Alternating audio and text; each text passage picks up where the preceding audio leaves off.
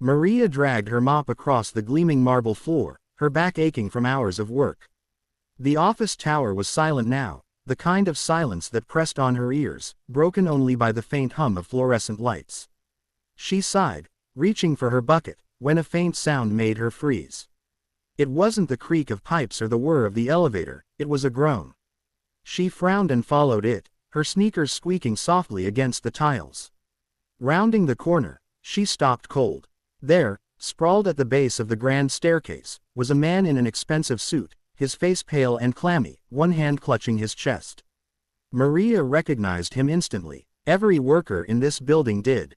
Mr. Charles Grant, the elusive millionaire whose name was on the company doors. Her heart leapt into her throat. Sir, can you hear me? She whispered, dropping her mop with a clatter. She knelt beside him, her hands shaking as she checked his pulse. Weak, but there. Help, he rasped, barely audible. Maria shot to her feet, yelling toward the security desk. He needs an ambulance. Call an ambulance now. The guards rushed over, but instead of quick action, they hesitated, whispering among themselves, unsure whether to touch him or wait for official instructions. Are you kidding me? Maria snapped, her voice breaking with desperation. He's dying. He doesn't need protocol. He needs a hospital. Without waiting for their answer, she grabbed Mr. Grant under the arms, her small frame straining against his weight. I won't let you die here, she muttered through gritted teeth. Inch by inch, she dragged him toward the exit. The guards finally moved, but Maria didn't stop. She fumbled for her car keys, her hands slick with sweat. She managed to haul him into the backseat of her dented, decade-old sedan, slamming the door shut. Her pulse raced as she slid behind the wheel. The night air was sharp, the city lights blurring as tears stung her eyes. Hold on, she whispered, glancing in the rearview mirror at his still form. You don't get to give up now. Not while I'm here. With that, Maria floored the gas, the car lurching forward into the night as she sped toward the nearest hospital, praying every red light would turn green. The hospital lobby smelled faintly of antiseptic and coffee, a strange mix that clung to Maria's senses as she rushed through the sliding doors. Her uniform was wrinkled, her sneakers splattered with cleaning solution, but none of that mattered. Behind her, orderlies wheeled Mr. Grant away on a gurney, his oxygen mask fogging faintly with every shallow breath. Maria stood there, chest heaving, as the doctors disappeared into the ER. Her arms felt empty now that she wasn't carrying his weight. She sank into a hard plastic chair, her hands trembling on her lap, unsure whether she should stay or slip away quietly back into the shadows where she belonged. Ma'am, a nurse asked, approaching gently. You brought him in. Maria nodded quickly, embarrassed. I found him at the building. He collapsed. The nurse's eyes softened. You probably saved his life. If you'd waited even a few more minutes. She trailed off, giving Maria a small, knowing smile before hurrying back toward the busy hallway. Maria exhaled shakily, her throat tight. She stared down at her worn shoes, the bleach stains on her pants. She wasn't supposed to be here. This was a place for wealthy men in tailored suits, not janitors who lived paycheck to paycheck. Hours passed. She stayed put, despite every instinct telling her to leave. One by one, visitors trickled into the waiting room, executives in crisp suits, assistants with tablets, men who smelled of cologne and power. They eyed Maria curiously, whispering in low voices. She overheard one of them scoff. Is that the janitor? What's she doing here? She swallowed hard and looked away, clutching her hands tighter in her lap. She hadn't stayed for recognition. She had stayed because a man's life still hung in the balance. Then, just before dawn, a doctor emerged, scanning the room. His eyes landed on Maria. Miss Maria, is it? He's stable now, and he asked for you. Her heart stopped. For a moment she wondered if she'd heard wrong. But the doctor was already holding the door open, waiting for her. Maria's legs felt like stone as she followed the doctor down the long, sterile corridor. The rhythmic beep of monitors echoed faintly from behind closed doors, each sound pulling her deeper into a world she never imagined stepping into.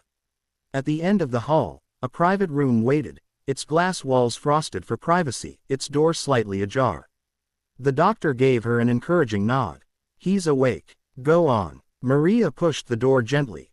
Inside, Mr. Grant lay propped against crisp white pillows, tubes running from his arm, his skin pale but his eyes alert. Those sharp gray eyes, the same ones that once looked untouchable from a distance, now searched the room until they found her. You, his voice was hoarse, but steady. You're the one who brought me here. Maria froze at the threshold, gripping the strap of her purse like a lifeline. I just did what anyone would have done, she said quickly, her voice soft. I didn't think. You needed help. A ghost of a smile touched his lips. Not everyone would have acted. You didn't wait for instructions. You didn't wait for someone else to step up. You risked yourself. She looked down, embarrassed. I only did what was right. For a long moment, silence stretched between them. Then, to Maria's surprise, he said, "Sit. Please. I'd like to know your name." She hesitated, then stepped closer, perching awkwardly on the chair by his bed. "Maria, I clean the night shifts in your offices." Mr. Grant studied her intently, as if weighing the truth of her words. "Maria," he repeated, letting the syllables settle in the room. "Tell me, why did you help me? Why didn't you just wait for someone else?" Her throat tightened. She could have lied, but something about his gaze urged honesty.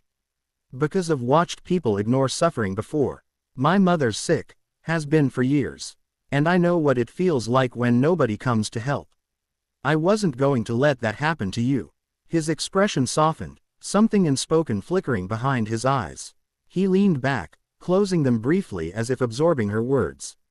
Then, with quiet resolve, he whispered, "You've given me something I haven't had in a long time, faith in people."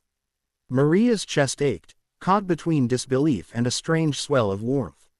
She hadn't expected gratitude, let alone vulnerability from a man like him. She thought she would save his life and fade back into anonymity. But now, for the first time, it felt like he truly saw her. A week later, Maria stood once again in the gleaming lobby she had scrubbed 1,000 times before. Only this time, she wasn't holding a mop. A man in a sharp suit, one of Mr. Grant's lawyers, approached her with a thin leather folder tucked under his arm. "Mr. Grant asked me to give this to you personally," he said, his tone respectful in a way Maria wasn't used to hearing. He handed her the folder, his eyes flicking with something like admiration. Maria hesitated, her calloused hands trembling as she opened it. Inside were papers, official, stamped, and sealed. At the top, bold letters read, "The Maria Ramirez Scholarship Fund." Her breath caught. Below it, a signed letter of recommendation from Mr.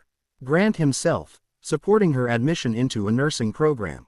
And beneath that, an offer for a new position within his company, administrative assistant, with benefits and a salary beyond anything she had ever dreamed of. Her knees nearly buckled. This can't be real," she whispered. Behind her, a familiar voice spoke. "It's very real." Maria spun around. Mr. Grant stood there, thinner than before but upright, leaning on a cane. His gaze held hers steadily. "You saved my life, Maria. But more than that, you reminded me what it means to care. This is not charity. This is me giving you back a fraction of what you've given me." Tears welled in her eyes, spilling down her cheeks before she could stop them.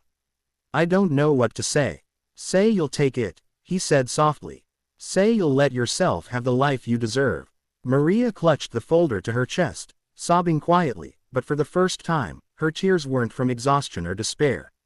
They were from hope, the kind of hope she thought she'd buried forever. As she stepped out of the building that evening, the city lights seemed brighter, the night air lighter. She wasn't just the invisible janitor anymore. She was Maria, seen, valued, and finally on the path to the future she had once only dared to dream about.